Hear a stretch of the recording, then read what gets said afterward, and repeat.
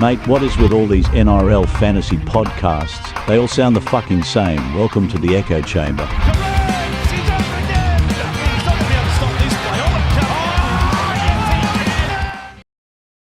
Hello and welcome to our third episode of 2026 for the Echo Chamber, another fantasy NRL fucking podcast. Tonight we're going to be doing some edging and we're going to get into the halves. Joining me is Ridley. How you doing, mate? Oh, mate, just enjoying all of life's joys. Love it. Can't wait to have footy on the weekend so I can sit down, have a beer, and actually feel good. Yeah, first TLT today of 2026 was got the juices flowing a little bit. Basically irrelevant being the first trial. These are the Vegas teams, but yeah, it was a TLT nonetheless. It's very exciting. Yeah, also joining us tonight is Eddy. How you doing, mate? Yeah, not too bad, mate. Fucking it's good, real good to finally get a TLT. Even if it's not the most exciting lineups in the world, it's better than nothing. Yeah. I don't think there's anything to talk about too much in TLT. I wouldn't read into it too much. Any of the positions. No. We won't even probably cover it realistically unless something crazy happens on the weekend, and we'll cover it next week. We'll start on the edges, and we're going to start at the top, and we're going to talk about Hudson Young. I think he had a career year last year. The big question is, will he back it up? Do you think he can pump out another 60? Mate, I think a few of us are expecting the Raiders to regress a little bit this year with a new halves combination and inexperienced 7. I don't think they're going to go as well as they did last year, and I think we're going to see Hudson Young regress in part as a result of that. Yeah, okay. Yeah, I agree. I think last year was as good as he can get. I don't think he's going to come down by a lot, and he'll definitely be one of the elite edges, possibly the elite edge. But with all the value picks, I can't see why you'd get a guy that was probably most likely to go a little bit backwards more than anything. Yeah, that's pretty much my take. I think there's a lot of value elsewhere, and it's cheap. 5% of people have started with Hudson, so 5 people are basically going to set and forget until Origin, and then figure something out to then. I don't think there's much else to say apart from Young. You are buying him to get you like a high 50s, low 60 score. Lucas, I don't think he's an option without the centre. Unfortunately, he's just way too expensive. Yeah. Preston's another guy that's just going to average that mid-50s. He's just too expensive to start with. I think there's a lot of reason to justify gunning up in the edge position. I think, as you said, there's a lot of cheapies here, both at mid-range and at basement. Like anyone that's full price, you need to be spending your dollars in mids and arguably in the halves this season. So just go cheap in the edges. Then you've got there's so many that are 500 and below. Yeah, we got the two DPPs in Toby Couchman and IPAP, who are one Toby's 700k basically, and IPAP's closer to 600k, 607.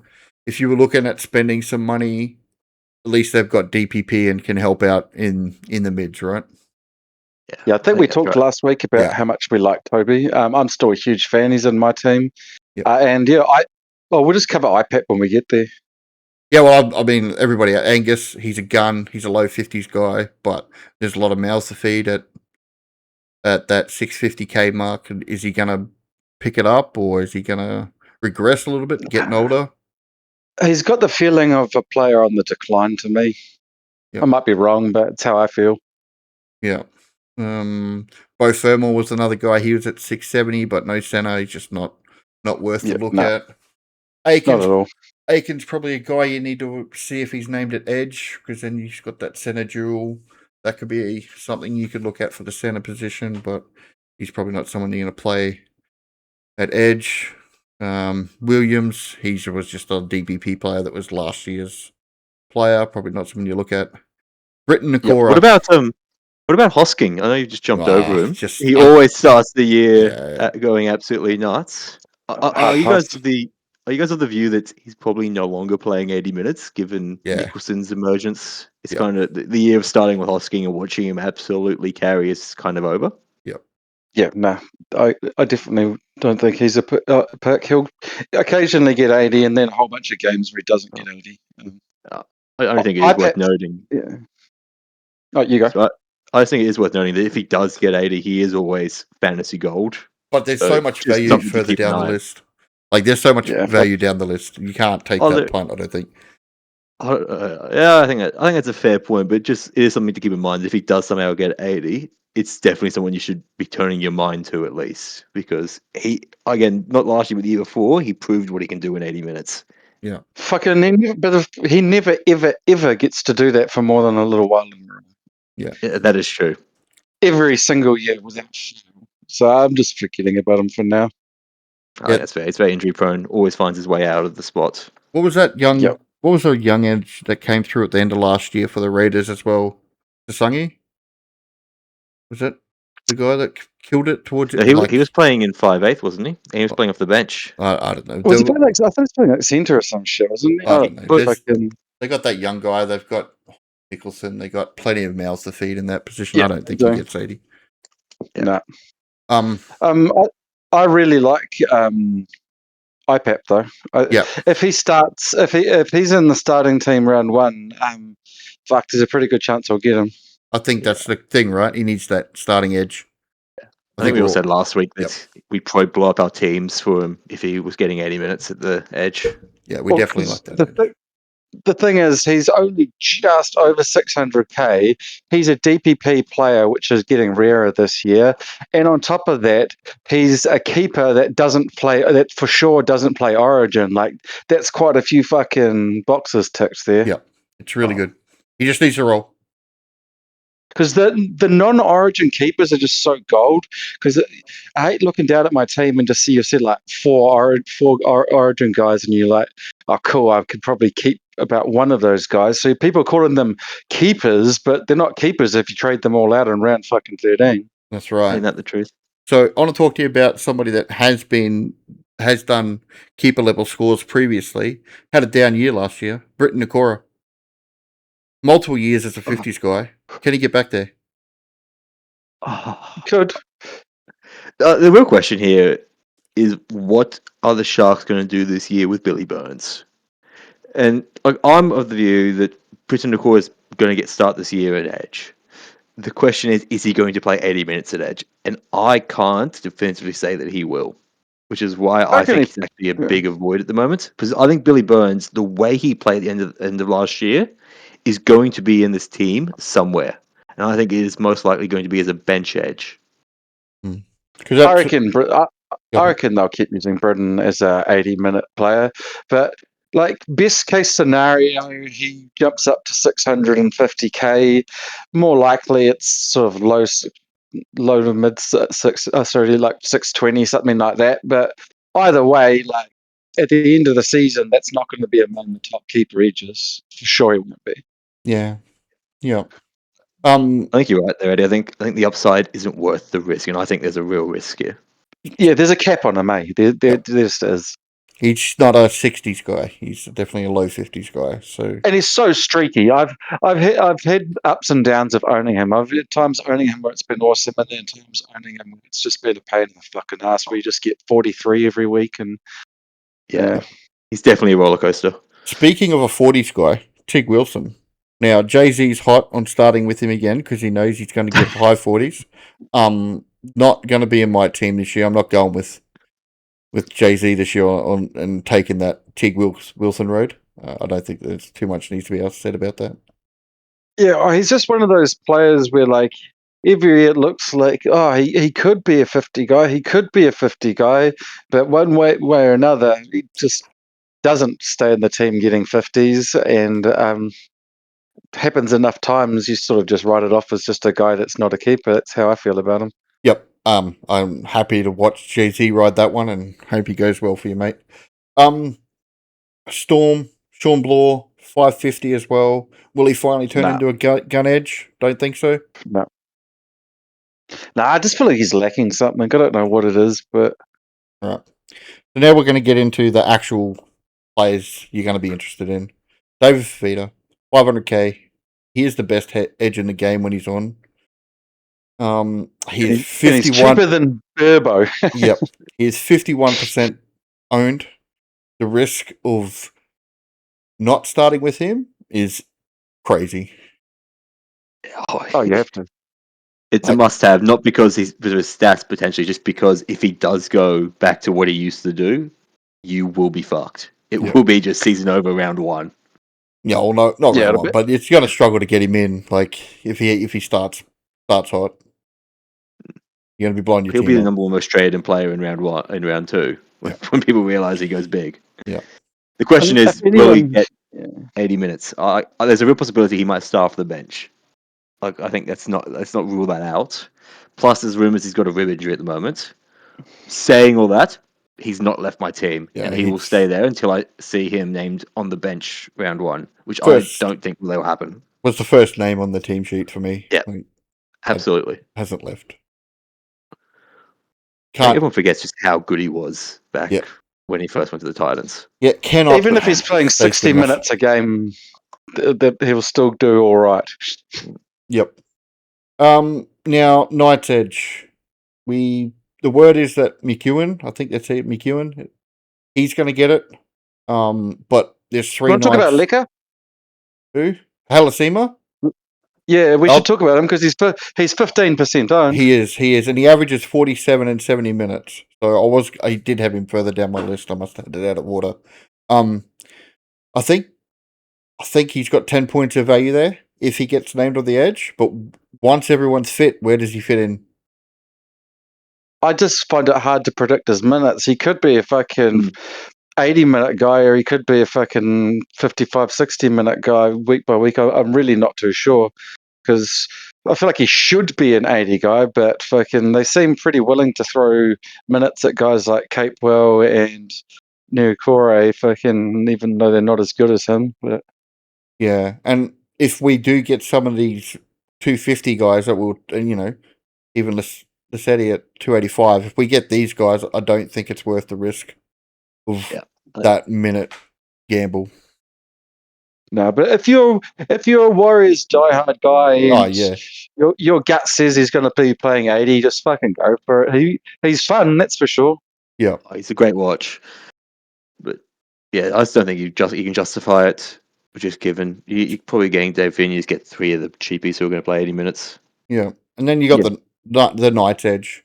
You got Cant, Jones, and McEwen. They're all between 340 and 440k. Are any of them going to get 80 minutes? I think it's a huge risk that you end up with a 60-minute plotter. You know what I mean? Yeah, I think. Well, because their other edge is definitely getting 80. Yeah. So fucking and yeah, Cant with a 60-minute role would probably be all right, because we've seen like the sort of rate that he can score at, because he's a pretty busy motherfucker. But McEwen, looking at his stats, doesn't really feel the same.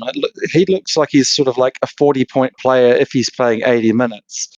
If you chuck that into like 60, 65 minutes, suddenly you might be talking about a guy that's averaging like 34 or some shit, and you don't really want to play him, and he's not making money very fast. So I actually don't have McEwen in my team at the moment because of that. Neither do I. Yeah, I'm with you guys. I don't have him in my team. He's not this mean-ass fantasy prospect that could be an 80-minute, 50-point guy. I don't think he's that guy looking at his fucking stat lines.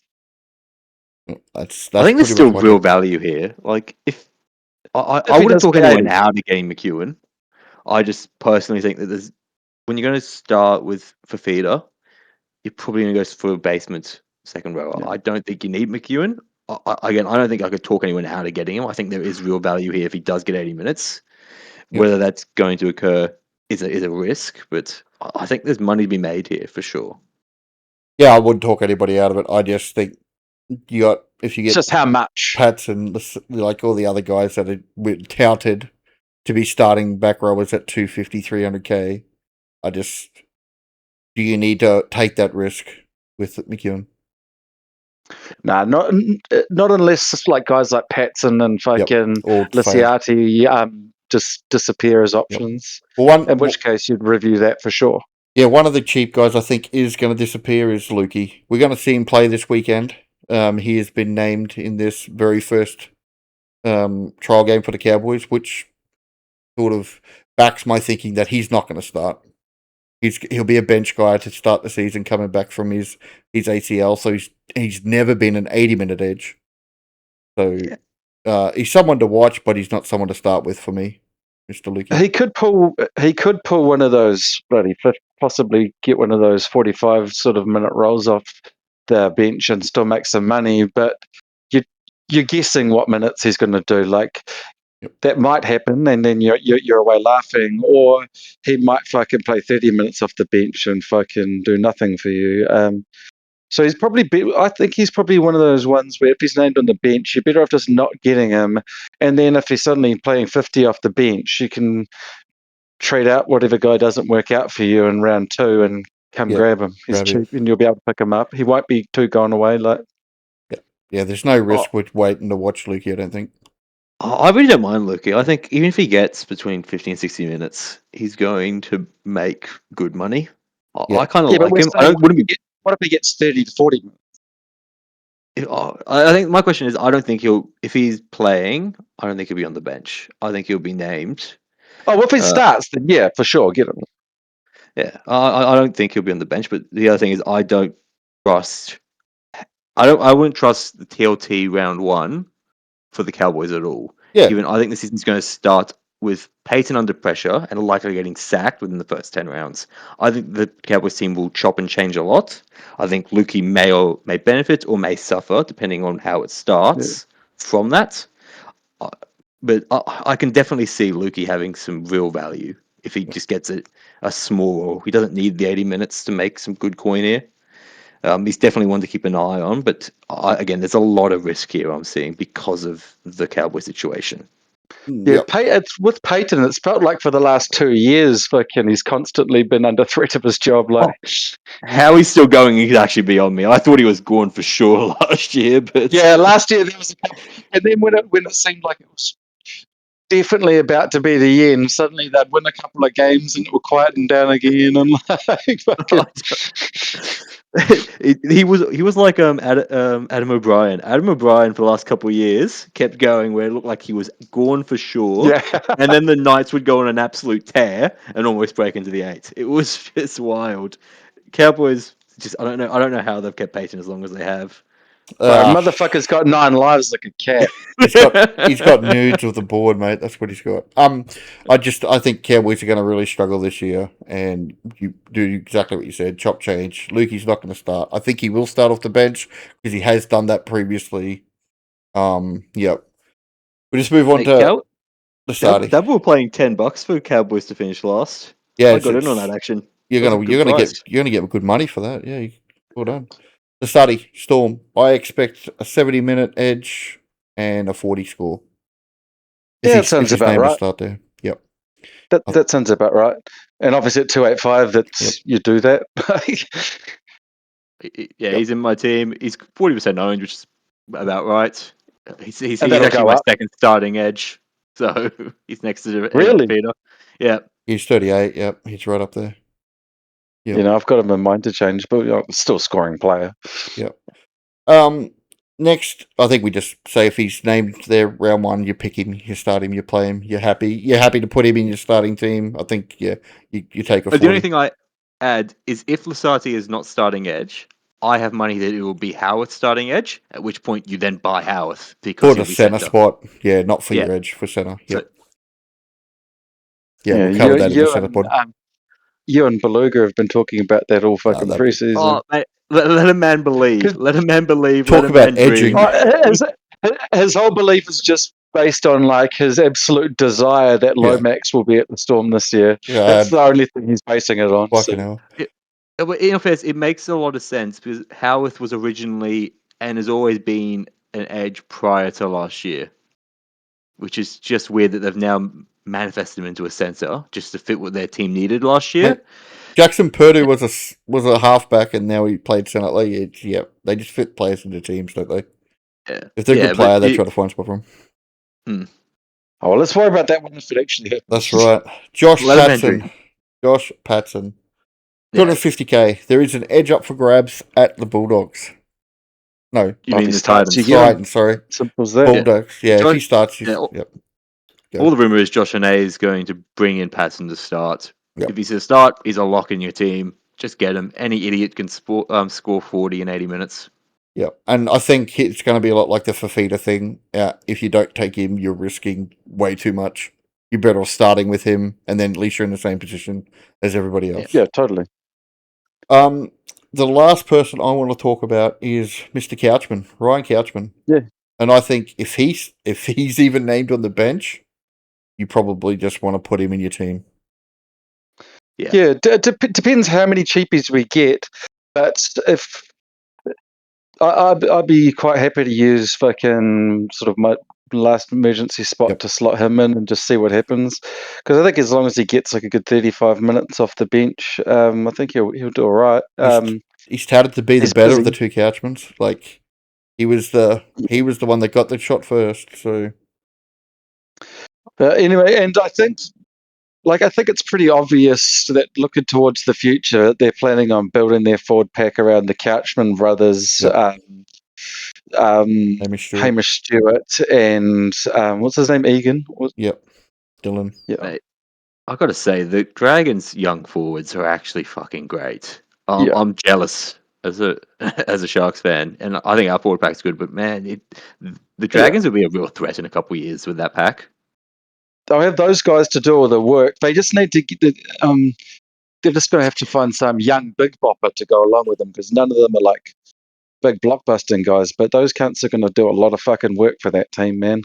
So there's a couple other people that are highly owned, and I assume they must just be filling in people's quick pick teams. They're like 6%. James Walsh, Joe Roddy, Davey Willison. Who the fuck is Joe Roddy?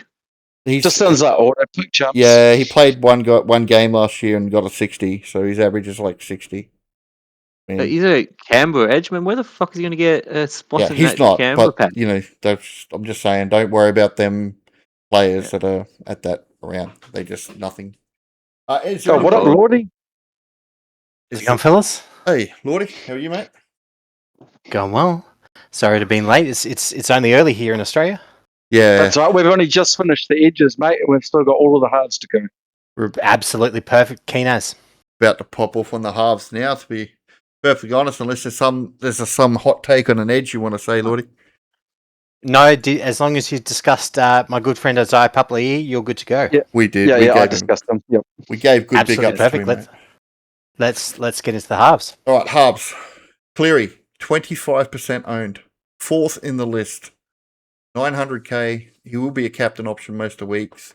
I think 25% owned is really, really low. Probably the lowest I've ever seen him owned. I think a lot of us started with him last year and didn't enjoy owning him to start the year when Haas was doing Haas things. Yeah, I mean, it wouldn't have been so bad if he didn't get injured on like a 9 or whatever the fuck it was. That's what fucked it. It was the round 3, number 5 score. You weren't a fan of that one when he got knocked out? Nah. It didn't hurt me as much as it hurt Jay-Z. Fuck, Jay-Z probably would have won fantasy if that didn't happen. Yeah, fuck, that is true, eh? Can we expect a 70 average from Cleary this year? Yeah. I think it's changed. Yeah, I think. Have you guys all got him in your team at the moment? I do.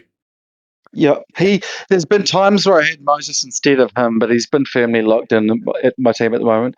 I mean, every year there's only two guys that I'm deadly afraid of what happens if I don't own, and he's one of them. The other's obviously Payne Haas after last year. He's currently not in my team, but I'm minded to bring him back in. I think as you're saying, it's very scary to run the risk of not having him. And I was there during the period where not owning Cleary was a death sentence. But there is a lot of options and value in the halves, so I can see why people aren't running him. There's definitely options. Lordy. But I think it's too scary. Sorry, he gets knocked out, right? He comes back. Here's his chain of scores after his knockout, right? So this is when the Panthers are doing poorly.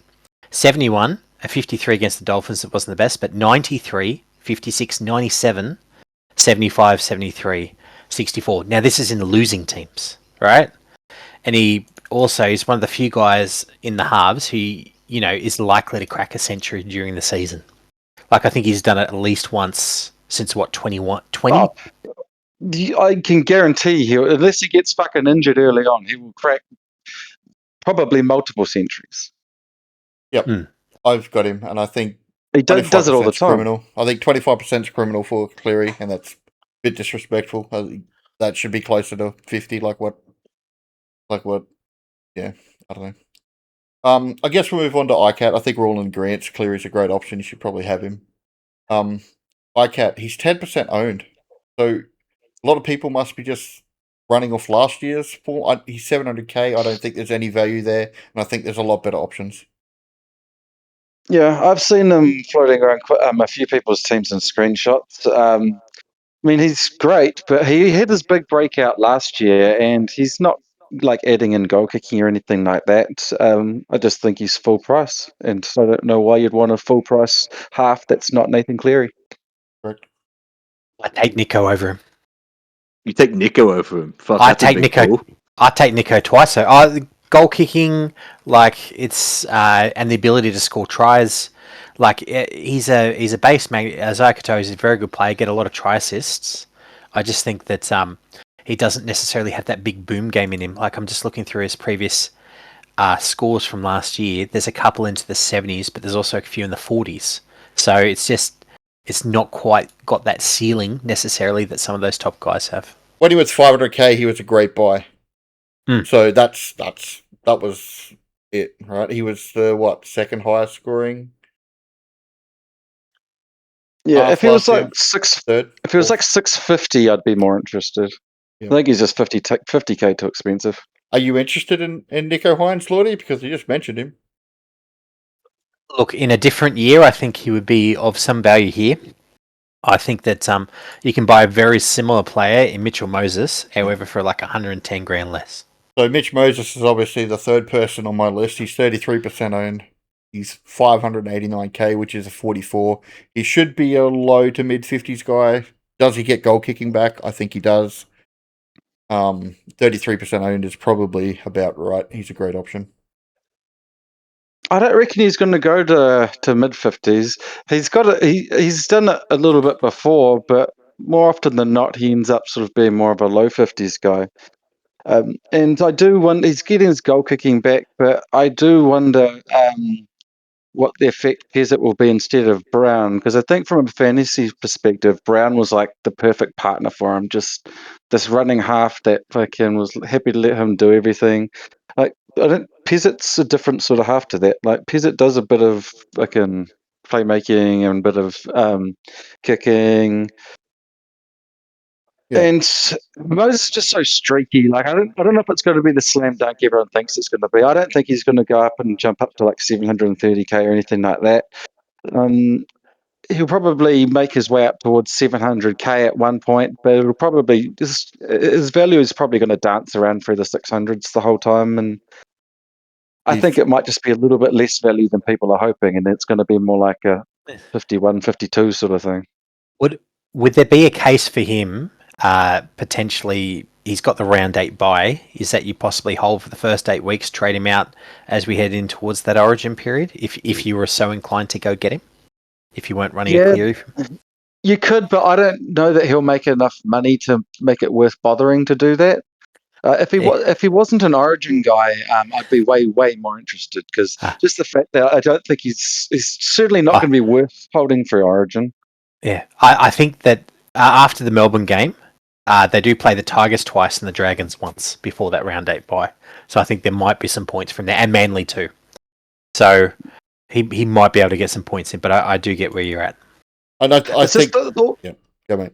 All those lower scores that he gets, like pretty regularly, just always hold him back from making his true money-making potential. And I expect that to happen again. Yeah, and I think the next two people I want to talk about probably make it pretty hard to take Mitch as much as he is a good pick. Adam Dewey, he's only 12% owned, and it's probably got something to do with the first round buy. He's priced at 41. He's got a historical average of 50 at number 7 and 60 at number 6. If he's named in the halves, that's got to be a low ownership percentage for him. Yeah, I'm definitely getting him. He seems to reach that upside a lot more than Moses does. Generally, if he's in that jersey, he's generally reliably scoring pretty fucking well. He doesn't really get a whole lot of 30s and low 40s and shit in those positions. So I think he's just a slam dunk pick, especially at that price. He's been in my team since the game opened, and he'll stay there. And the other thing to put is that, like, Luai's kicking game isn't all that. I think Dewey will do a lot more kicking this year than he might have done when he was partnering with Brooks. Yeah. And so I think it's even more points for Dewey. I think we should also just begin like a petition now for FailHub to put his DPP center back right now. Because it was criminal that they took that off. He played the fucking 3/4 of the year at center. It's just ridiculous. Yeah, it was his primary position. Mate, if AD had the fucking center jewel, he would be the highest owned player in the game at the moment. For sure. Yeah. I think that they did that for game management purposes, not necessarily because he didn't deserve it. It must have been, yeah. Yeah, sneaky bastards. Dylan Brown's the next guy. I think we all agree AD's a pretty good option. Dylan Brown, 35% owned. He is not the highest owned half. I will just say that. So Dylan Brown, he's 35% owned, 486k. He's priced at 36. Do we think he makes 55 average, 50 average? What do you think? What do you expect from Dylan? He has a 60. Definitely not 55. Well, I was more thinking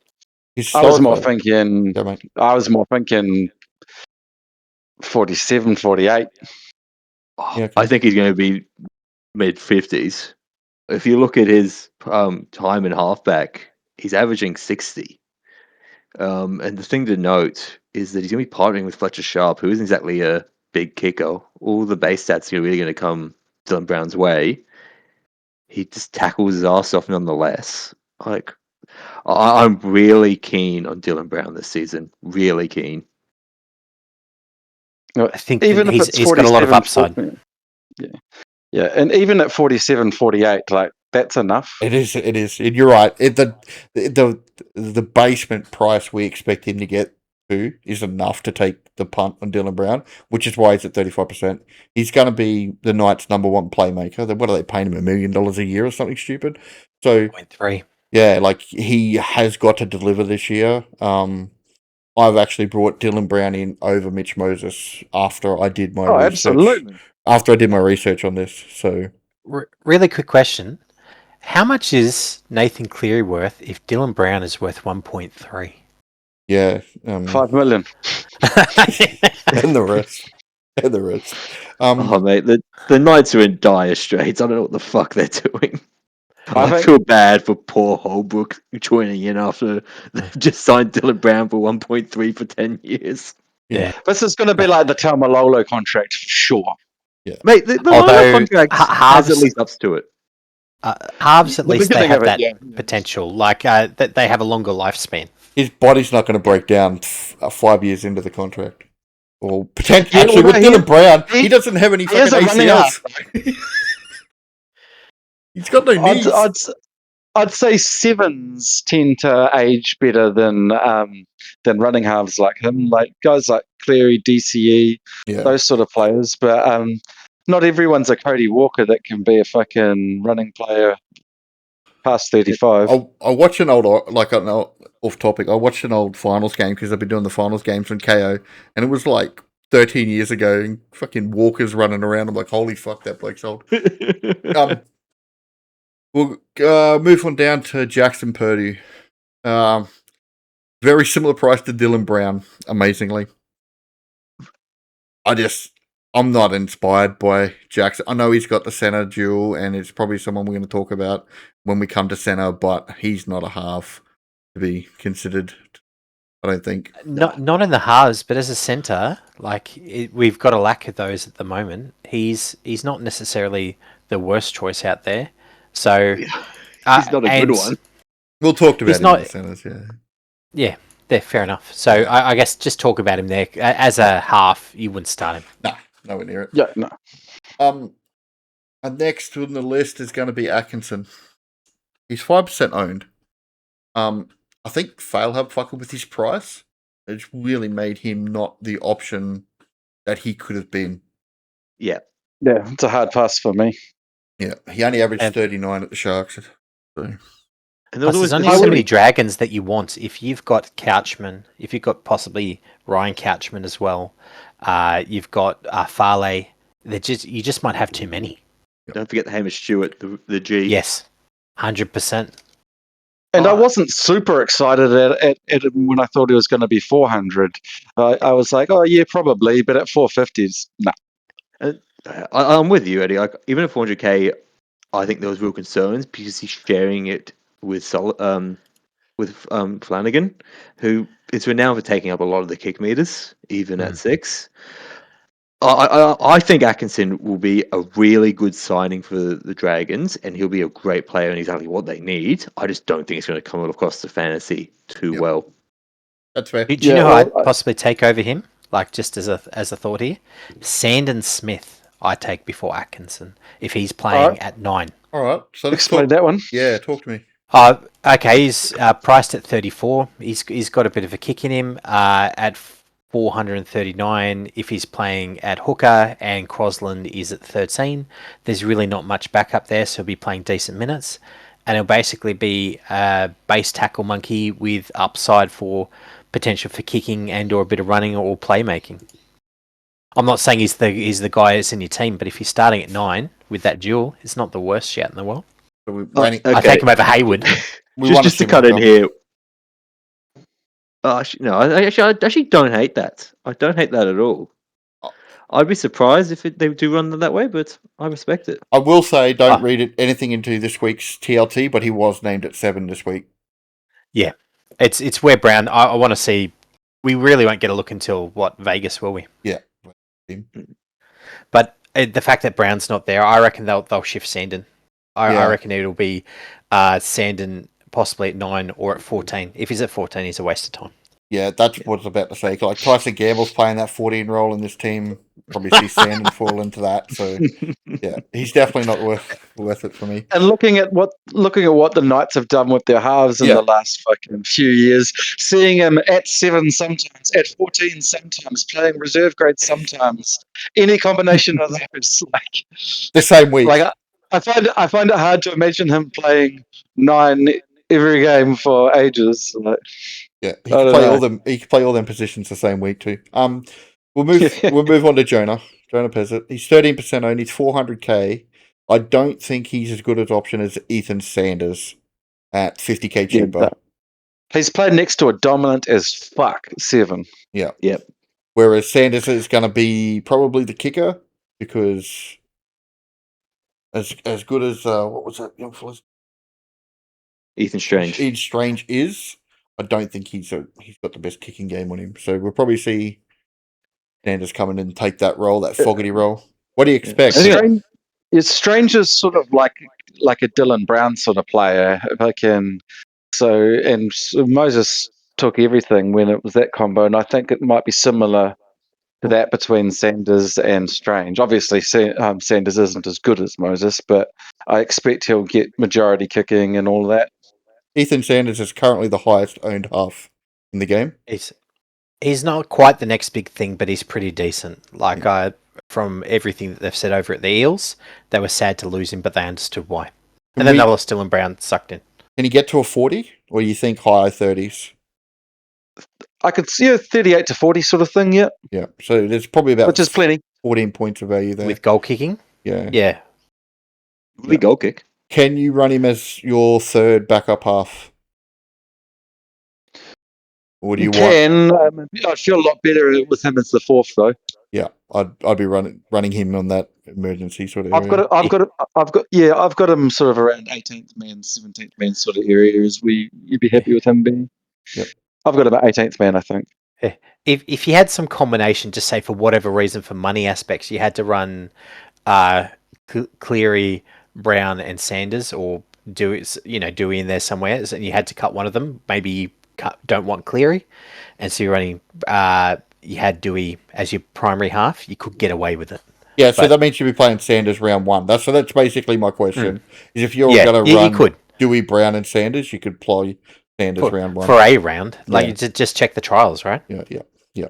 Just watch the eye, see how he does. There's a Any couple. interest in Cody Walker at 347? No. The amateurs were talking about him a bit. He's so old. He just feels like a player that's fucking in the middle of becoming a has-been, right? Well, Am I the only one that thinks that? He hasn't been fantasy relevant for years, and I don't think he's that relevant in actual play anymore either. Is he even going to get the six? It's the ghost of Cody Walker. Yeah, he'll get the six. It's the ghost of footy pass. Yeah. If we didn't have as many great options this year, right? If you took out Moses, if you took out Brown and Sanders, we would probably be talking about Cody Walker. But we got all those guys. And do we? No, we'll say that's a pass on the footy player that used to be called Cody Walker. Yeah. So I see there's a bit of love for Mitch Woods at 11%. I guess this is around the auto-fill teams. No, I don't know who that is. I think it's around the world that Burton's going to be moved to the centres, and it's going to be Woods and Galvin. I have read articles about that, so I think a little bit is on that thing. But I expect Burton and Galvin to be named in the halves. I've heard this rumor, but there's no way that Sherry or Crichton gets dropped. They were both phenomenal last year. Yeah, the only way this could possibly happen is if they move Burton to number one, and I think that's absolutely delusional. I can never see that happening. I think all that the Dogs are doing is they're getting ready to move Burton on. There could be, like, out of all the things that you look at Burton that he could do, he'd actually be better as a 13. He's a giant guy. He's got the legs for it. He's got the tackle. Yeah, he's not a tough cunt though. He's got a big body, but he doesn't play like a forward because he doesn't have any dog in him. He's got no fucking dog. No, he's a bit of a cat for how big he is, to be honest. Yep. Yeah. No, I don't see Burton getting moved to the forward. He's the person I occasionally see at the Chinese restaurant, so I'll say nothing bad about Matt Burton, just in case. He's not so much of a cat that he couldn't kick your ass or mine. But I wouldn't back myself to be tackling at 13 in the NRL either. No. Yeah. So there's one more name I want to just put out into the universe, and it's Kobe Black. He is the backup to Ethan Sanders. So just a name you need to put in your little black book in the back. If Ethan Sanders get injured, Kobe Black is the guy that comes in. He's a basement guy. Once again, just a 7 kicking, controlling type of player from what I've been told and what I've researched. So if he comes through, fucking last year it was white power season. This year it could be black power season. They fucking get on it with that narrative. Fucking hell. The narrative worked last year.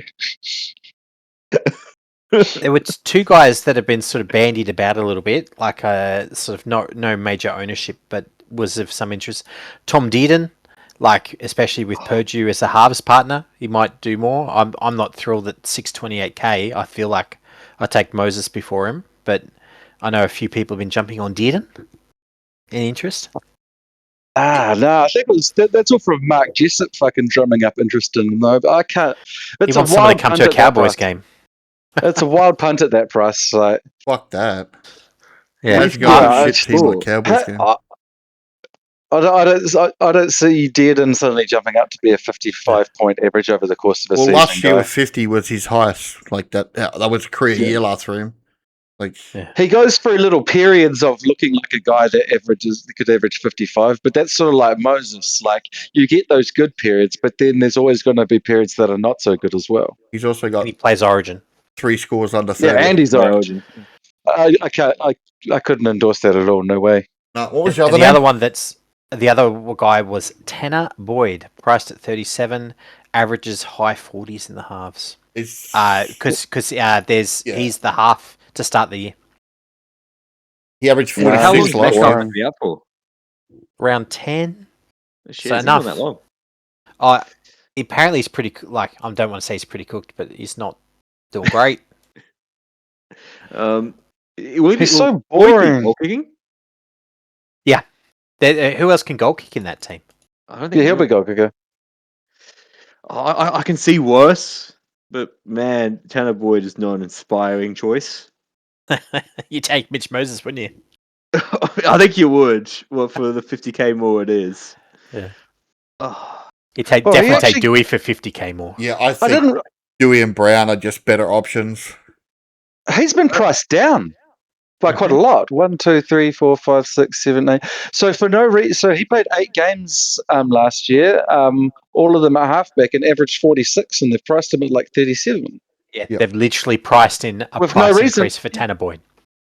Yeah, they gave him a discount for no real reason. That's interesting. I actually think you couldn't. I think I could talk you out of taking Tanner Boyd. Looking at it, and I hate that. I really want to talk you out of it. It looks like there's fucking a good 8 points of value there automatically. Yeah, I don't know. That's it. It's like if you were worried about McEwen, it's like go buy Tanner Boyd because you've got enough edges anyway. In fact, yeah, I'd say he could be a better buy than Moses, to be fair.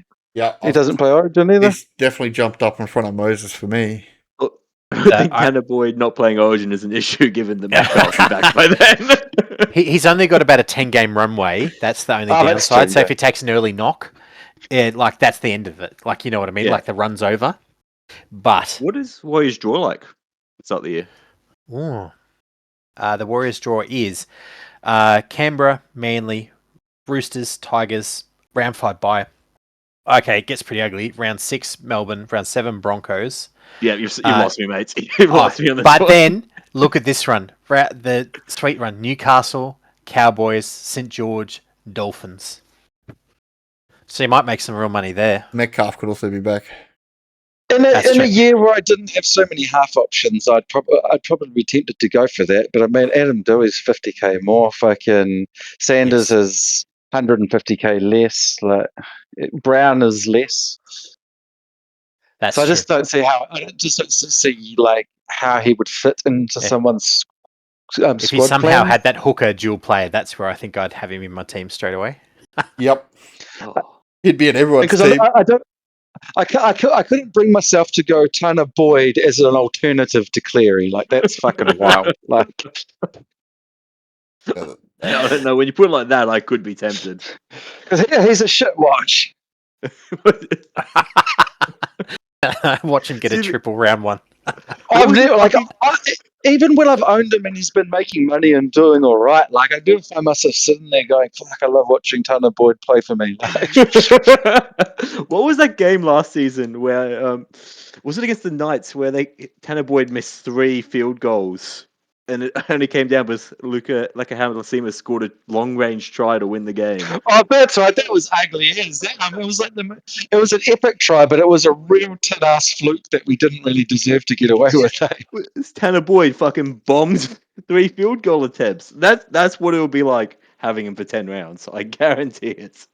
He likes to miss the number of 6 p.m. games that I watch with the Warriors, like in the pub before going to the game. It's like Tanner Boyd. You never see him make like a mean line break or fucking a bunch of tackle busts either. Like it's just a boring watch. 1.1 tackle busts a fucking game.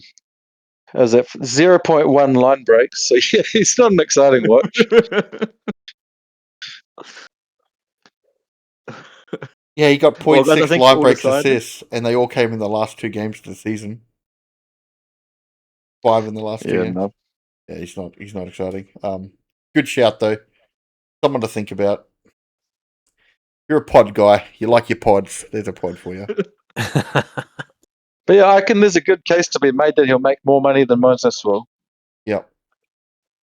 Yeah, but I think he makes a lot less than the other 3 we spoke about who are... Yeah. Well, everyone's definitely getting Dewey. Everyone's getting Brown. Well, Dewey's only 12% owned. Like, not everyone is getting Dewey. That's crazy to me. Really? Yeah, 12% on Dewey. I bet that's going to fucking go up. It's got to. Well, I think people are scared from the round 1 bye. Fuck, it is 12. What the fuck? That's crazy. I think people are scared of the round 1 bye. Yeah, more people own Jonah Pezzett than own Dewey. Like it's. I never stopped to look at his ownership level. I just assumed it was heaps.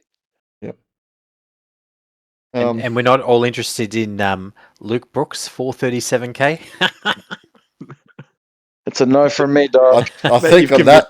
My halves now are Luke Brooks and Tanner Boyd. I'm ready to go for the year, mate. Thank you. You've solved my problems. I think on that note, we probably end the. podcast. I'd rather fucking go back and get that gay cunt Hopgood than pick Luke Brooks. Oh. All right. Is there any last words, people? What do you got? Oh yeah, whoever left that fucking comment on our YouTube fucking channel complaining about us swearing, you can go fuck yourself. Classic Eddy. Sorry, Mum. Do you remember what their name was? Oh, We nah, can give them a shout out. I don't. Give them a shout out. Hang on. I can get it for you, Eddie, if you really want it, bro. Yeah, Hang on, give them a shout out. Give them a shout out. Might fall under get charged with cyberbullying. Yeah, true. Nah, fucking. We never got a job for anything on that in the bin, so we'll be fucking sweet, man. Elbow's gonna come and get you, mate. I said so much worse stuff on in the bin than on here. Right. Speaking about Boxy and the other old in the bin boys are launching a new podcast called like fucking the HIA Fantasy Podcast or some shit. So that'll be an interesting listen. Like old Kyle's coming back as well. He didn't even get to his shit clap either. The cunt. What a dog. He was called Plowboy. Plowboy. That's the person that left the comment. Yeah, mate. Plowboy. He sounds like a fucking bender too. All right. Potential homosexual for sure. All right, Lordy. Thank you, fellas. What do you got? You got any last words for the people, Lordy? No. Thank you. Speak to you soon. All right. We'll see you next week. Hope you enjoyed. Yep. Peace.